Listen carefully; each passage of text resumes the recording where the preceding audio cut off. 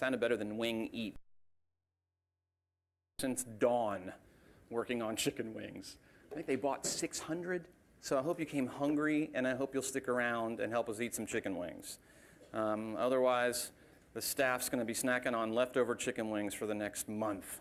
It's going to be a lot of fun. Turn with me, if you would, to two places in your Bible this morning. Speaking of Bibles, obviously, if you need to borrow a Bible, if you'll raise your hand, we can bring one around to you so you can follow along. The main place we're going to be is Matthew chapter 11. So you want to go ahead and turn there.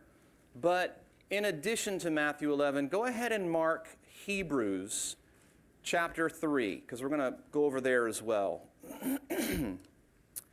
And we are talking about something this morning. You know, we're sort of transitioning. We've done this series, Encounters with Jesus. We're going to be looking at Jesus and Peter, a specific relationship. But obviously the most important encounter that you and I probably need to be concerned with when it comes to Jesus is our own. Have we met Jesus? And I want to talk about something this morning that, for me personally, over the past month, has been very appropriate. Again, not to sort of draw attention to it, but just to kind of put things into context. A month ago, I had surgery to have cancer removed from one of my kidneys. And, you know, the thing that I've heard repeatedly over the past 4 weeks is you need to rest. You need to rest. You need to rest. Anytime you have surgery, something like that, you need to rest. You need to rest. You know, don't get back to things too quickly. When you do start getting back into things, don't take it too fast. Give yourself time to rest. So much happens to us physically when we rest. I mean, it's really interesting the way God designed our bodies and how when we sleep, our body does some of the healing and how our body kind of reboots and all that kind of stuff. Now, to me, rest is a little bit, it's kind of like when God designed the blood clotting process. You know, in the Old Testament, God says, have the child circumcised on the 8th day. Well, we know now from a science standpoint that the blood begins to clot on the 8th day. So God in his wisdom says, hey, wait till the 8th day. God says rest on the 7th day, and science now knows that every 7th day, our immune system drops down low. God says rest. Rest is something that we were created for. You know, we're not going to take time to look at it this morning, but if we were to go all the way back to the Old Testament, to the creation account, you know as well as I do, God creates all of creation in 6 days. On the 6th day, he creates the man and the woman, and on the 7th day, what? God rests. So the first thing that man enters into in his relationship with God is what? Is rest. Isn't that beautiful? Here's the thing, even after sin entered the picture, because we know that man takes of the fruit of the tree that he was not supposed to eat, and man sins, and it kind of messes the whole thing up. And from that point forward, man specifically bears this curse of how he's going to work by the sweat of his brow. But the idea of rest is so important to God that he actually says on the 7th day, rest. Goes so far as to codify it into the Mosaic law. It was their law, the Hebrew people, that on the 7th day, you need to rest from your labor. You need to rest from your work. And of course, you know as well as I do, as you study through the Old Testament, anytime people did not honor the idea of the Sabbath, of that every 7th day or every 7th year, sometimes as it was for the children of Israel, God took them to task for it. Of course, we live in a day and age where we have very little regard for that idea any longer. I mean, we just live in a day and age where we're driven and we want to be prosperous, and businesses are open all week long, 24 hours a day, 7 days a week. And the idea of rest has sort of become something that we have pushed aside. Let me read you the definition of rest this morning. This is the definition of rest: the act or state of ceasing from work, quiet, peace, ease, or refreshment resulting from the cessation of activity, relief or quiet from disquiet or disturbance. That sounds like me around my children. I want rest when my children are creating disturbances. Here's the last part of the definition of rest: mental or emotional tranquility. Now, here's why I want to highlight that last little bit: mental or emotional tranquility. Why I highlight that specifically this morning is because the passage we're about to look at in Matthew chapter 11 this morning, Jesus makes an amazing promise. He says, "Come to me, all you who labor and are heavy laden, and I will give you rest."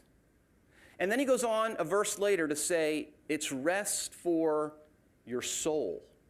Now, the soul, this is where this gets interesting to me. The soul in the Greek, it's a word psyche. It's where we get the word psychiatry or psychology or psychedelic from, the psyche.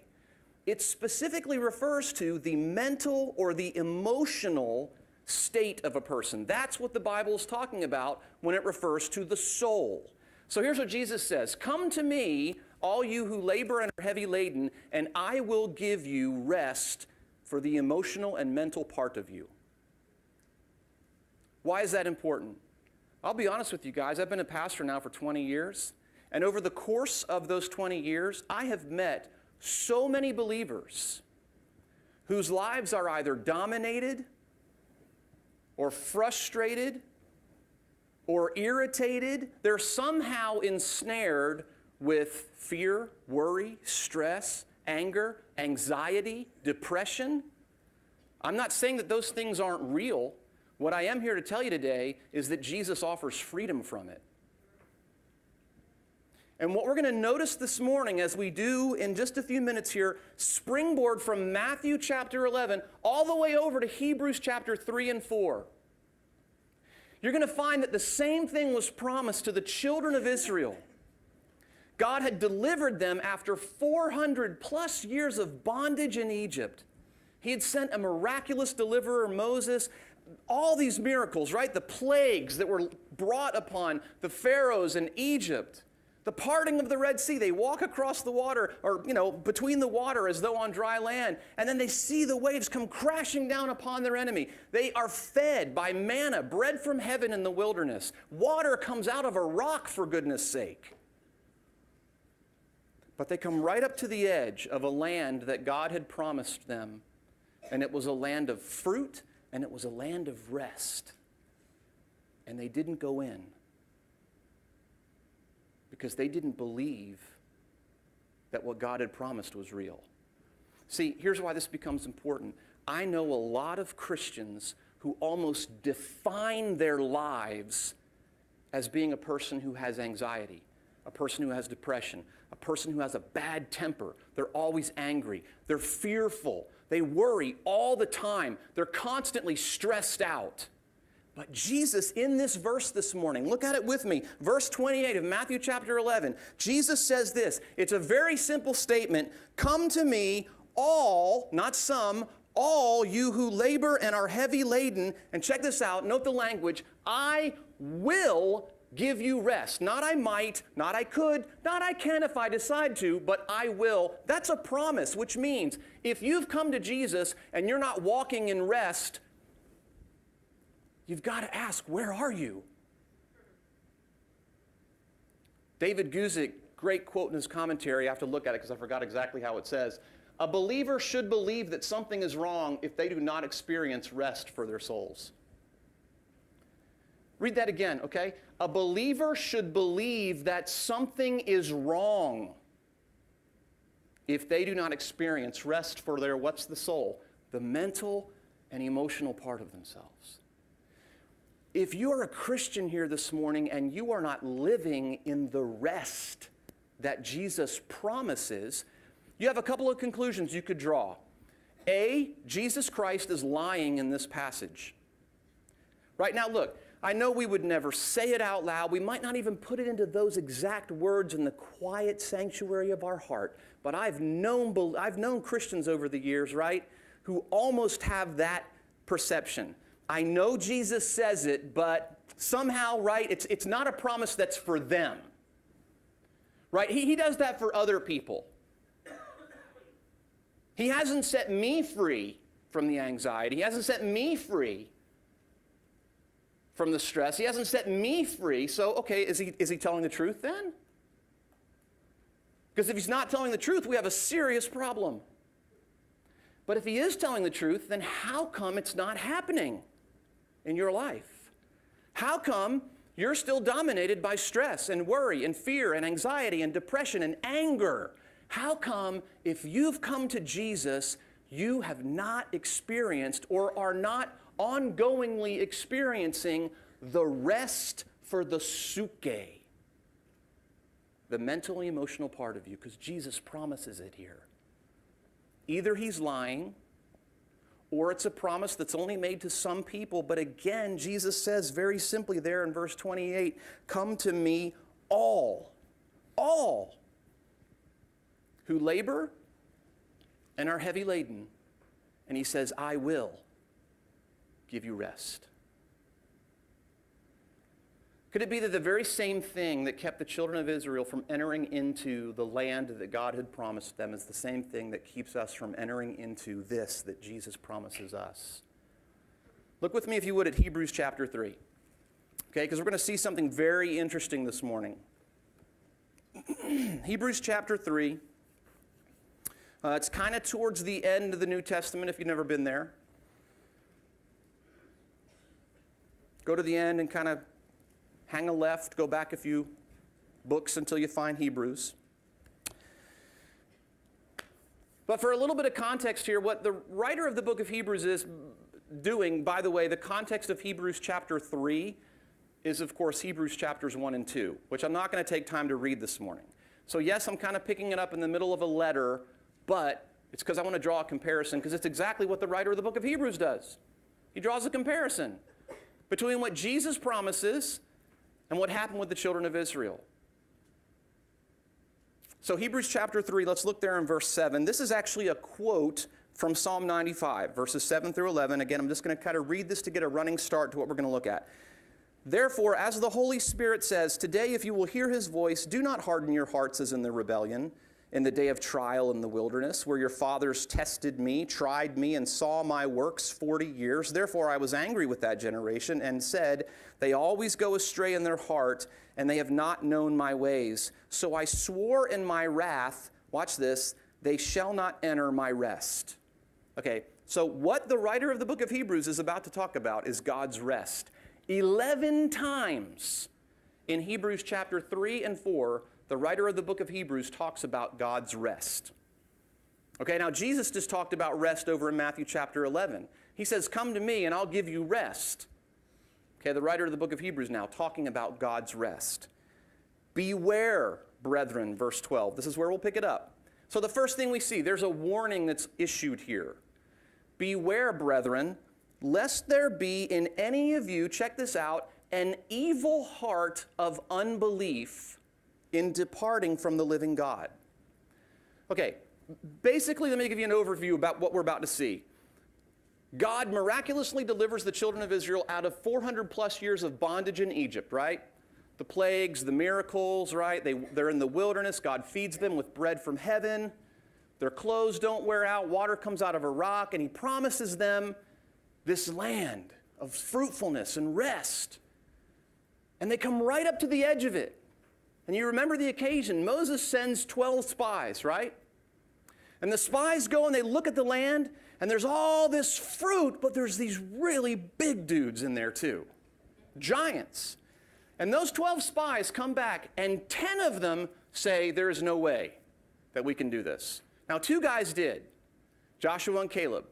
And the Bible tells us very specifically they had a different spirit in them. Okay, now here's what happens. Watch this. Those 10 guys who brought back the negative report, and they said, no. They caused all the million-plus congregation to kind of freak out and become afraid of the promise that God had made. You know what happens? They now have to wander in the wilderness for 40 years. Sometimes people ask, why did they wander in the wilderness for 40 years? Do you know why they wandered in the wilderness for 40 years? So that all the people who didn't believe the promises of God would die.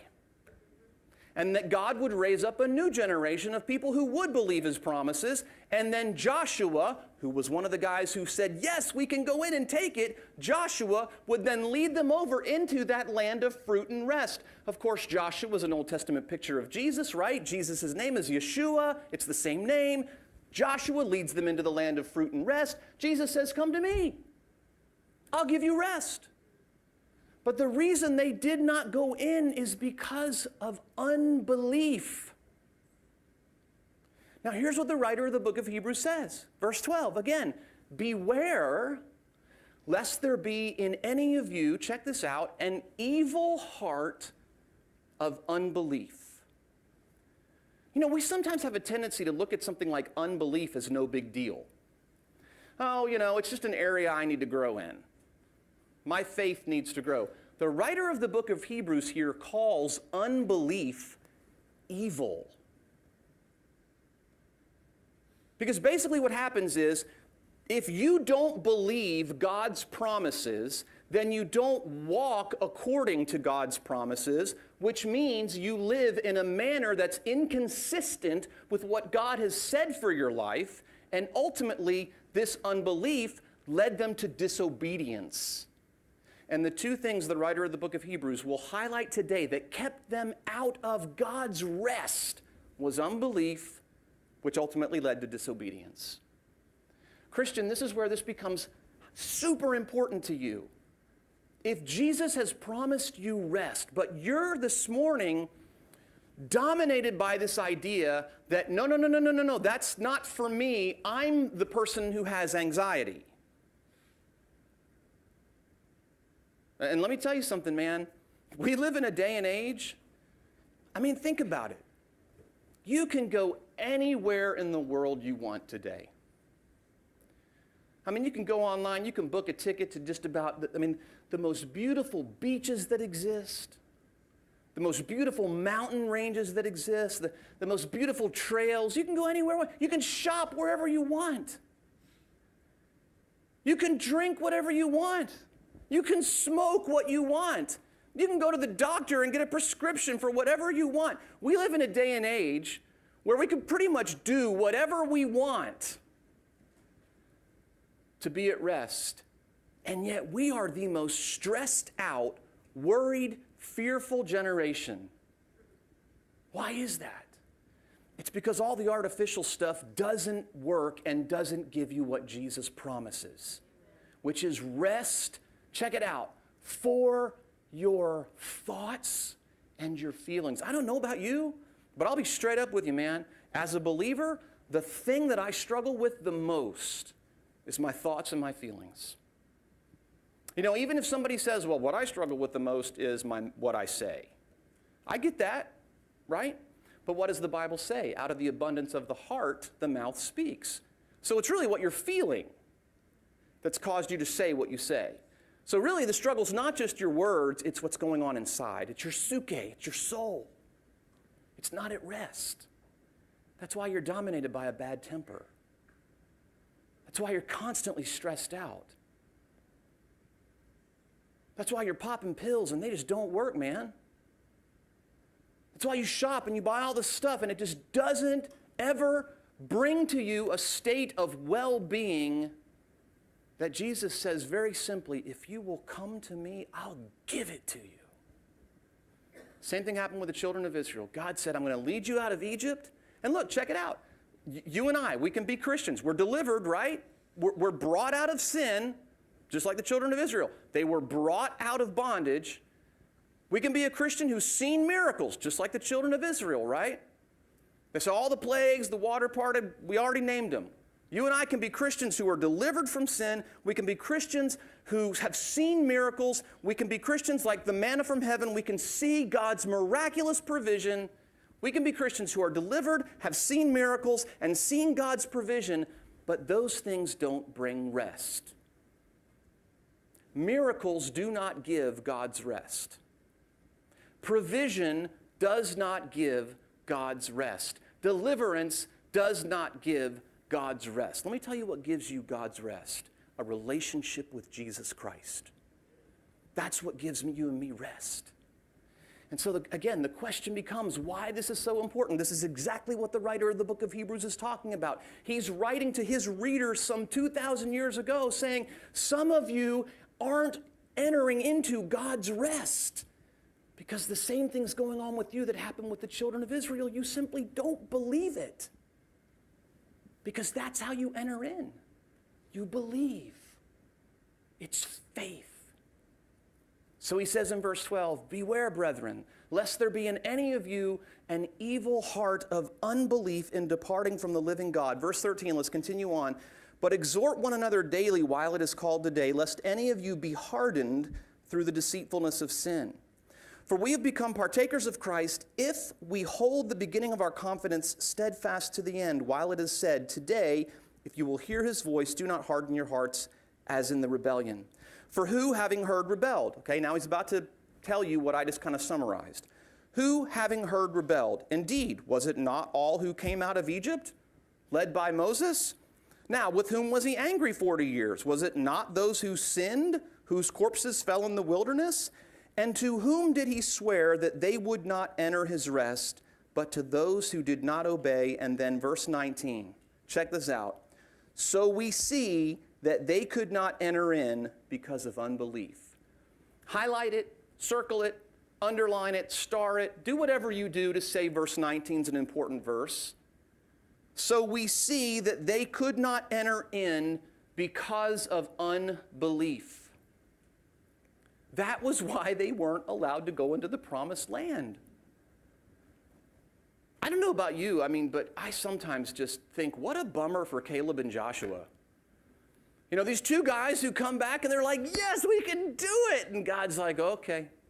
You know, these other people, they can't go in. So now you got to wander in the wilderness for 40 years. And you got to dig graves for them all till they all die off. And here's Caleb and Joshua. Man, what a bummer. That's what I'd be thinking. What a bummer. Why couldn't we just go in? Well, I don't know. Is it possible that an entire congregation could be held back by the lack of faith of a few? Interesting. We see that they could not enter in, not because they did something horrible, just because they didn't believe that what God promised was theirs. It was theirs. God said, it's yours. I'm giving it to you. All you have to do is go in and take it. This morning, rest is available to you. Rest, not physical rest, rest for that inner turmoil of your heart that maybe nobody else knows, but you do.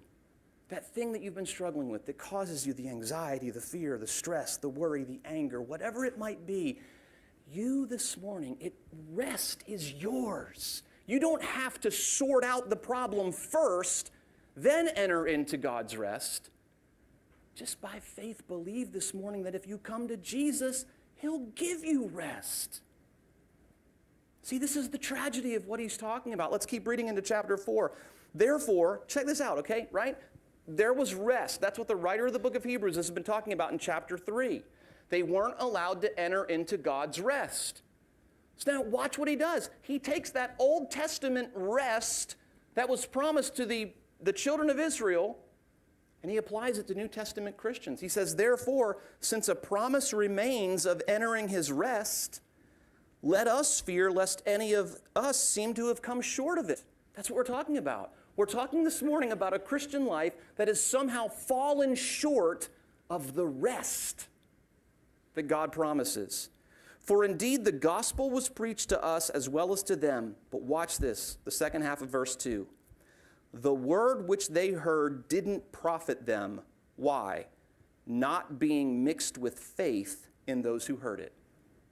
In other words, they had heard that this rest that we're talking about this morning existed. It had been, the writer of the book of Hebrews says, preached to them. But it didn't profit them because when they heard it, it didn't fall onto a heart that had faith. I guarantee you around the room this morning, there are people listening to what I'm saying, and they just don't believe it. There's going to be some people who leave here this morning whose lives are changed, not because of what I say, but because Jesus is going to do work in their heart. Right? The veil is going to be lifted. They're finally going to understand that, oh my goodness, all I have to do is come to Jesus and enter into that relationship, and I can have rest from this thing that I've been carrying around my entire life that's been like just this burden causing me all these mental and emotional turmoil. I can finally be free from that. Hallelujah. When are you going to ask people to come forward? And there's other people listening going, yeah, I've heard this before, man. And it doesn't work. No, it doesn't work for you because you don't believe. Yeah, I just said that because that's exactly what the writer of the book of Hebrews is saying. He's saying about the children of Israel, they heard the good news, but it didn't profit them because they didn't believe. And this is why he says, beware, make sure that your heart isn't an evil heart of unbelief, because the rest that God promised them still exists. And since they didn't enter into it, he's about to say, it makes sense then to understand that that rest still remains, and some people are to enter into it. Let's keep reading, right? Verse 2 again, for indeed the gospel was preached to us as well as to them, but the word which they heard did not profit them, not being mixed with faith in those who heard it. For we who have believed do enter that rest. See, there's some Christians this morning, they don't struggle with fear. By the way, let me clarify for just a moment. I'm not talking about occasional bouts with anger, or occasional bouts with fear, or occasional bouts with anxiety. I'm talking about a life that's dominated and characterized by those things. I'm talking about the Christian who calls themselves a Christian, but somehow in their mind has justified that they're just that Christian with a bad temper. It's okay for them to be that way.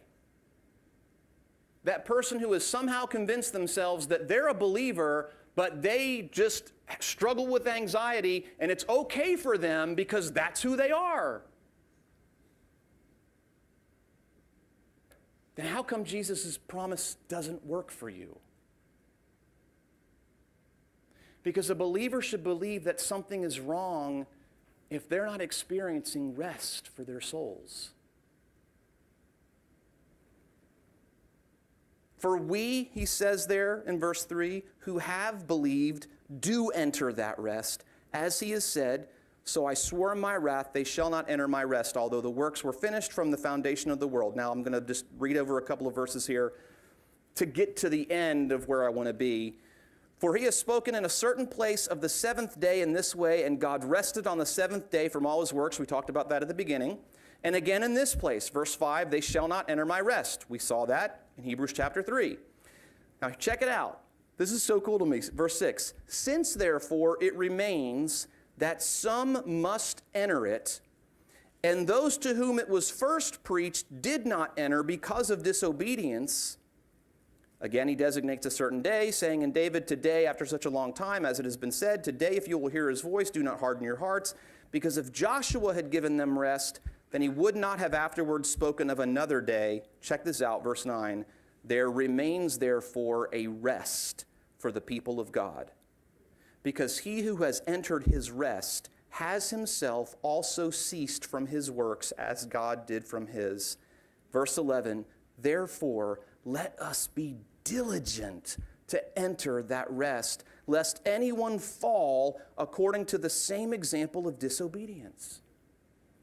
Okay, verse 11, what he's basically saying there is this is a big deal.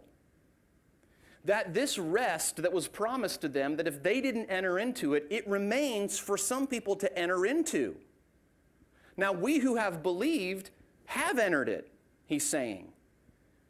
But he's saying that if you haven't, let's be diligent to enter into it, to enter into that rest. Now, we come back to Matthew chapter 11 where we started this morning. And Jesus says this. It's a beautiful passage to marry alongside Hebrews chapter 3 and 4. Jesus says simply, come to me and I'll give you rest. The rest that was promised to the children of Israel that they, because of a lack of faith and disobedience, didn't enter into, you and I today can find it in Jesus Christ. But we enter it the same way they did. by faith. By faith. Come to me. Notice, by the way, it's not come to church. It's not go to Bible college. It's not nail down your theology. It's not nail down your doctrine. It's not go on missions trips. It's not tithe every week. It's not memorize verses. And by the way, there's nothing wrong with any of those things I just said. But I'm here to tell you this morning, you can go to church every week. You can nail down your theology. You can nail down your doctrine. You can get a Bible college degree. You can get a seminary degree. You can get a doctorate of divinity and still not know the rest that Jesus promises. Because it's not about those things. It's about coming to Him. Come to me, He says, all, anyone, everyone, you. If it's you this morning, come to me, all who labor and are heavy laden. And He says, I will give you rest. I will give you rest. He expounds in verse 29. He says, take my yoke upon you and learn from me, for I am gentle and lowly in heart, and you will find rest for your souls. This actually echoes an Old Testament passage, Jeremiah 6, verse 16. The Lord God said there, stand in the ways and see, and ask for the old paths where the good way is, and walk in it, and then you will find rest for your souls. You know what the very next verse says? But they said, we will not walk in it. God says, stand in the ways and see, ask for the old paths where the good ways are, and walk in it, and you'll find rest for your souls. And they say, nope, we're not going to do that. Jesus this morning says, come to me and I'll give you rest. I guarantee you there are some this morning who will say, nope, not going to do that. Tried that, doesn't work. It's because it wasn't mixed with faith. So you have to come to Jesus by faith this morning. You have to enter into a relationship with Jesus by faith this morning. And by the way, it is a relationship. Look, okay, we get the term psychiatry or psychology from suke. But when Jesus says, come to me, He's not talking about make an appointment, right? The way you might with a doctor. Make an appointment, come to see me, and you'll be fine. Nope, Jesus doesn't work that way. Here's what Jesus says, come to me, take my yoke upon you. You know what a yoke is? I remember years ago when I lived in Ireland. In Ireland there's different words that mean different things than here. And the word yoke over there is what we would say for like a whatchamacallit. Like when we can't think of what we're trying to think, oh, go outside, it's next to the thing, the whatchamacallit. They say yoke for that. Right? They say, go outside and you'll find it, oh, it's next to the yoke sitting by the thing. So when you teach, take my yoke upon you, it sounds like you're saying, take my whatchamacallit upon you and you'll find rest. Here's a yoke. You guys ever seen one of those before? Yeah, here's a yoke in use. They're connected. By the way, just sidebar here. When the Bible says don't be unequally yoked together with unbelievers, I want you to picture that. It's talking about don't enter into a binding relationship with someone. We shouldn't marry non-believers. I personally think, this is just from the book of First Opinions, right? I personally think even when it comes to lasting business partners, you got to be careful, man. Because they're going to do business in a way different than you as a Christian. Don't enter into those binding relationships with non-believers. The Bible very specifically says don't do it. Okay, coming back to what we're talking about this morning. Jesus says, take my yoke upon you. In other words, here's what He's saying. Enter into a relationship with me. When Jesus says, come to me, He's not saying make an appointment. He's saying, come and be connected to me in a lasting, binding relationship. And that's the part that really freaks people out. Right? If I'm like those cows, He's going to know everything I do. He's going to know everywhere I go. I'm not going to be able to turn to the right if he turns to the left. Exactly. That's why he wants you to be yoked together with him. The good news is, by the way, that his yoke is easy. I love the way the New Living Translation translates my yoke is easy. It means it's well-fitting. Jesus has a yoke that's been suited and tailored specifically for you. Isn't that cool? Jesus says, come to me and I'll give you rest. Then he expounds on it. Here's how you find that rest. It's not with me, it's you enter into a lasting, binding relationship. There's a commitment that's made. You're connected with me now. And we go everywhere together. He says, take my yoke upon you. And he says in verse 29, learn from me, which speaks of discipleship. And he says, you'll find rest for your souls. And then he expounds again further in verse 30. He says, my yoke is easy, my burden is light. When you enter into this yoke relationship with Jesus, Jesus is the one who does the work. He doesn't say you won't have a burden to bear. We all know that as Christians we have trials and tribulations, right? Jesus promises that. He said, in this world you will have tribulation. But what? Be of good cheer, because I've overcome the world. So Jesus is honest. He doesn't say, I'll take away every single burden you've ever borne. He says, you'll have burdens. He says, but those burdens are easy. My yoke is easy and my burden is light. That's what happens when you enter into a relationship with Jesus Christ. Rest is something that the world today seems absolutely driven to attain, but absolutely unable to find. Rest for our souls. I don't know what's going on in the hearts and minds of every person in the room this morning. I don't know. And the reason that I say I don't know, because people will say that. They say, Kevin, you don't know. You don't know what I struggle with. I don't need to know. I don't need to know because Jesus knows. And Jesus is the one who made the promise. And I want to highlight this because this is the mistake people make. People think, okay, Kevin, I'm going to believe you, and I'm going to come forward this morning, and I'm going to see if this rest thing that you're talking about works, as if somehow I'm here to give it to you. You know what I mean? And it's like they come up, and they're kind of like, all right, Pastor, pray for me. I'm going to see if this rest comes, you know. And then I pray for them, or somebody prays for them, whatever. It doesn't even have to be here on Sunday morning. But somebody prays for them somewhere, something happens, but the whole time in the back of their mind, they're thinking, they don't know. They don't know what they're talking about. This isn't going to work.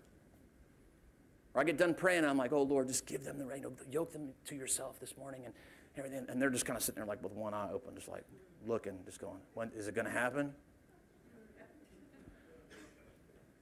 So my point is that today, when and if you have an opportunity to respond, I want you to understand you're not responding to me. And you are not coming up here to get something from me, because I cannot give it to you. But Jesus Christ can and will. He has promised to. And if you this morning doubt that he can do that, then you have made God a liar. And 1 John talks about the deceptions that we bring upon ourselves. First, we make God a liar, then we deceive others, and ultimately we deceive ourselves. And it's so easy to go down that thinking, Kevin, you don't know what you're talking about. You don't know what I've been through. You don't know the abuses. You don't know what I've witnessed. You don't know what the accidents. You don't know my upbringing. You don't know what happened. And so how dare you stand up there and blithely talk about Jesus giving us rest? Brother, sister, I am here to tell you today, Jesus Christ, I know I sounded very Baptist when I said that, but Jesus Christ has made you a promise. A promise. Do you understand? That he will give you Rest. The question is, do you believe it? Do you believe it? And will you avail your heart this morning not to simply come forward and have someone pray a prayer for you as though you've gone to visit the doctor and now you walk out, boom, that's all you've had to do. No, no, no, no, no. You're willing to come forward today and saying, I have lived my life up to this point dominated by the stress, the worry, the fear, the anxiety, the depression, whatever it might be, but I am so ready to take upon me a yoke that is easy and light because I have been so burdened. So please, Jesus, I want to be hitched to you for the rest of my life and just let you lead and you walk, and I'm just going to follow along because you're the leader and you're the one that I need. It's not me, Jesus, it's you. Are you willing today by faith? It's got to be by faith. It's got to be in your heart. God has brought you to the point, the veil's been lifted, your eyes have been opened, that you're ready to say, okay, and look, I'm not just talking to people in the room this morning who don't know Jesus. I'm talking to Christians in the room this morning, and you know who you are. You know who you are. You're still dominated and defined by that behavior or that lifestyle or that temperament or whatever it might be. You still see yourself as that person held back by that thing. That's not you, guys. When you were born again, all things were made new. Everything. And perhaps the only thing holding you back from experiencing it is simply this: you just don't believe it. And I'm here to tell you today, all you have to do is open your heart and believe.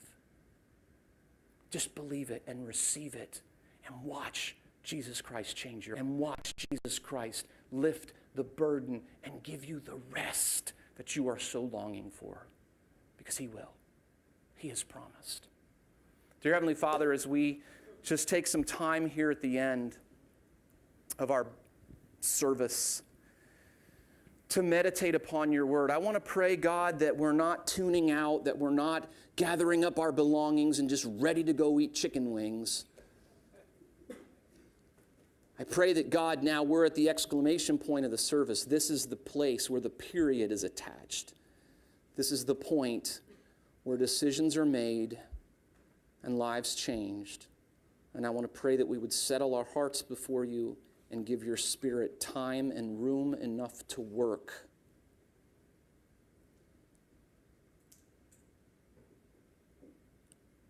Father, I just pray that if there's anyone in the room today, anyone, doesn't matter if they've never known you before, doesn't matter if they've known you for 40 years and never walked in the rest you've promised, whoever it might be today. Could be somebody serving in one of our ministries, a church leader. Whoever we please, Lord, just help us be honest with you today. And Jesus, we know that we don't have to walk down to the front of this room to get you to do something. But guys, if I may, while we're praying, just remind you, we don't have to come forward, but Jesus Christ did call people to follow him publicly. And there is something profound about publicly making a declaration to come to Jesus. Father, as we worship, as we open this, I pray that your Spirit works and that you move front and center. I pray that you stop our mouths. May there be no conversations around the room. Just do a work, Jesus. Do a work of drawing people to yourself. Folks, if you're here today and you want to make a decision to follow Jesus, if you're here this morning and you are a Christian, but you need prayer, there's something holding you back, this altar, this is a place this morning, I'm not even going to say come meet a person. Just come up here and kneel and pray and get serious with and allow Jesus to work in your heart. If you want prayer, we have prayer partners down here over to my left, over to my right. I'll be down here as well. If you need someone or want someone to pray with you, obviously, please come find one of us. But let's just begin to worship the Lord. Let's all stand. And Jesus, just come and do a work.